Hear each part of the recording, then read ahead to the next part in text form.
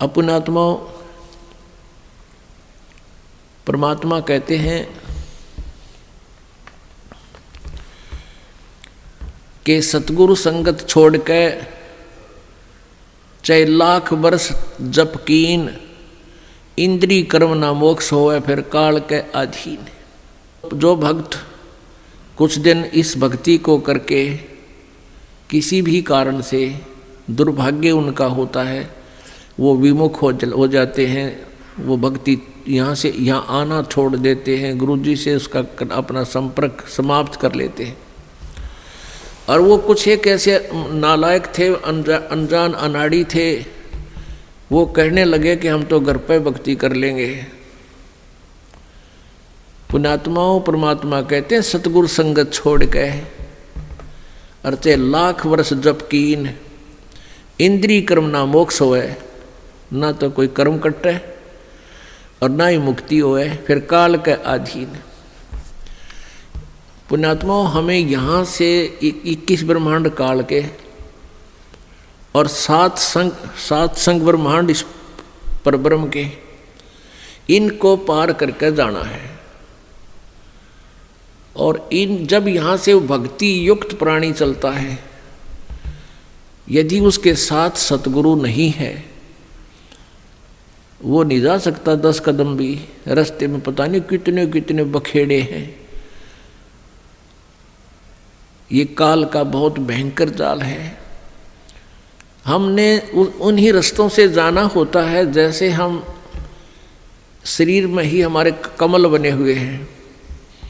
इन कमलों में से हम चलेंगे तो सबसे पहले गणेश जी का लोक आवेगा, और गणेश जी के लोक में हम जाएंगे, गुरु जी साथ होंगे, तो वहाँ आपका अकाउंट क्लियर करा के आपको फिर आगे ले चलेंगे।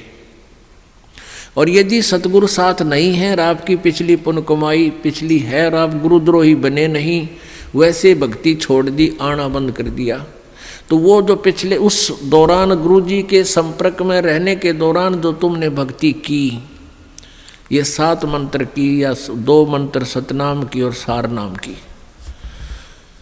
तो गणेश जी का जो जाप आपको दिया जाता है उन 7 प्रथम मंत्र में, उस मंत्र की कमाई से आप जी पहले गणेश जी के लोक में जाओगे। और वहाँ पर इतने नाच गाने डांस, बड़ी पता नहीं कितने हर तरह की, यानी आत्मा वहाँ जाती है तो उसका सूक्ष्म शरीर होता है, स्त्री जाती है तो स्त्री वाला ही होता है, पुरुष जाता है तो पुरुष वाला ही होता है। तो प्रत्येक लोक में जाते ही वहाँ हर तरह के नाचने गाने बकवाद, तो अकाउंट कराना तो भूल जाते हैं, उस रेस्टोरेंट में भ्रमित हो जाते हैं।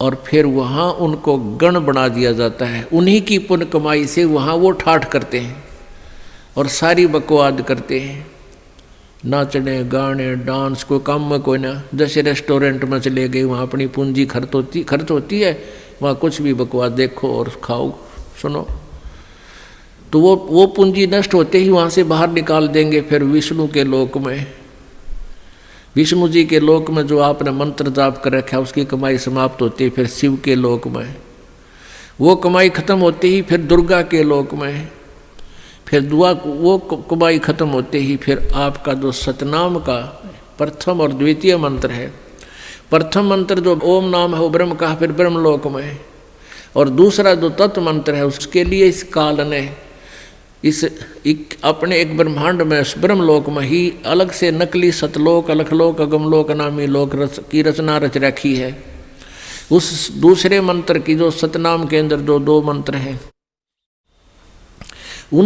उसकी कमाई से उसको ऊपर नकली सतलोक में छोड़ देते हैं। और जिसने तीसरे नाम का भी जाप कर रखा है उसके लिए काल ने वो आगे के अलखलोक रगमलोक और बना रखे हैं नकली, उनमें पड़ा रहे। और जब इसका कत्ती सारा नाश हो ले भक्ति का, फिर नरक में ठोक देते हैं। यानी इस प्रोसीजर में हजारों युग बीत जाते हैं, उसको पता भी नहीं चलता त्रिगेला के बिरान माटी हो रही है। तो सतगुरु कहते हैं शिव मंडल ब्रह्मापुरी चाहे विष्णु लोक में हो, अमरे गुण भूले नहीं तो आण छुटाऊं तो।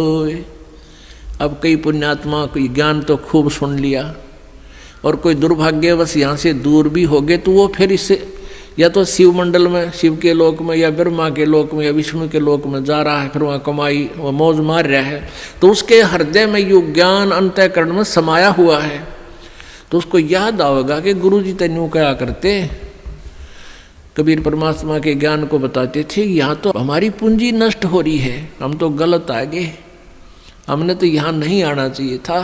कहता वहाँ भी तू हृदय से रोएगा ना मेरे लिए कि भगवान मैंने छुटा लो, कहते वहाँ से भी तुझे छुड़ा लाऊंगा। अब देखो पुण्यात्माओं, ये सु अवसर आपके लिए, जय इसमें पार तय होगे तो होगे, नहीं यू किया हुआ कर्म शुभ तुम्हारे साथ रहेगा, फिर उसका फायदा क्या होगा, के बनेगी। परमात्मा कहते हैं शिव मंडल ब्रह्मापुरी चाहे विष्णु लोक में हो और हमारे गुण भूलना नहीं थे, वहाँ भी आण छुटाऊं तो ही। मान ले आप चले गए गुरु जी से, यहाँ से विमुख हो गए और आप चले गए विष्णु जी के लोक में, और वहाँ आपका याद आ गई, ओहो रही हम तो गलत आ गए भगवान, यहाँ तो बहुत गलत आ गया, हमारी पूंजी नाश होगी।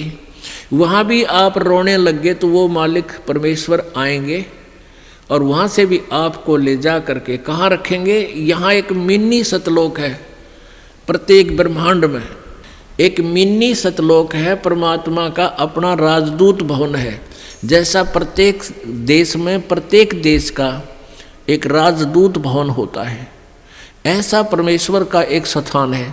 तो उन आत्माओं को जिनकी पूंजी व्यर्थ ना होने दी, जिन याद आ गई, उनको वहाँ से लेकर वहाँ रख देंगे अपने मिनी सतलोक में और बीज रूप में। और वहाँ परमात्मा के लोक में, मिनी सतलोक में परमेश्वर की तरफ से सब आपको सुविधाएं आहार मिलेंगे, उससे आपकी पूंजी नष्ट नहीं होगी।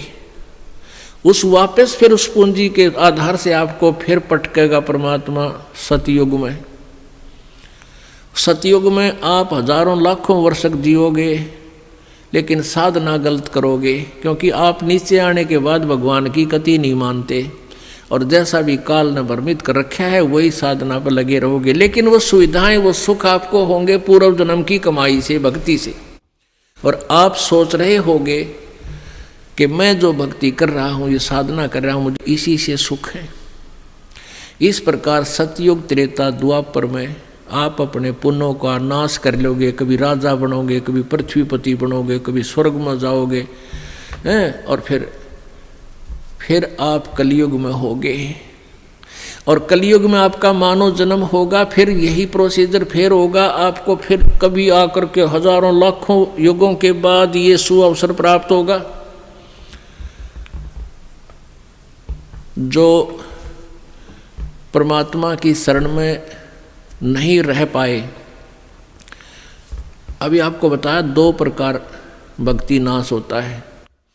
एक तो परमात्मा से विमुख हो गए और उन्होंने अपने सभी मंत्रों की कमाई ऊपर ब्रह्मालोक, विष्णुलोक, शिवलोक, दुर्गालोक, ब्रह्मलोक और अलखलोक, अगमलोक में नकली में समाप्त कर दी। उसने तो कई लाख युगों के बाद फिर मनुष्य जीवन यहाँ पृथ्वी पाओगा, और फिर सतयुग त्रेता द्वापर में जो शेष कमाई है वह खोएगा। फिर कलयुग में ही, किसी कलयुग में दाव लगे तो लगे इस समय जन्म होने का।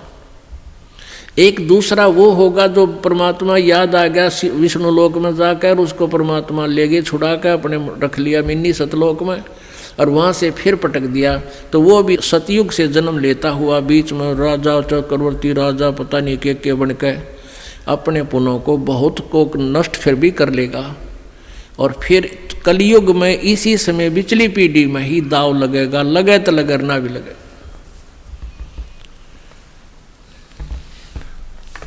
तो परमात्मा कहते हैं सतगुरु संगत छोड़ कर लाख वर्ष जप कीन, इंद्री क्रमना मोक्ष होवे फिर काल के अधीन। जब ये प्राणी यहाँ से चलता है, आगे नरी अप्सराएं नाच रही होती हैं या युवा देवता होते हैं, दोनों तरफ के मेल फीमेल को अट्रैक्शन करने के लिए इसने पूरा जुगाड़ कर रखा है। और सबसे बड़ी कमजोरी है इस जीव की, वो फिर भूल जाता है, सब कुछ भूल जाता है और काल के जाल में फंस जाता है।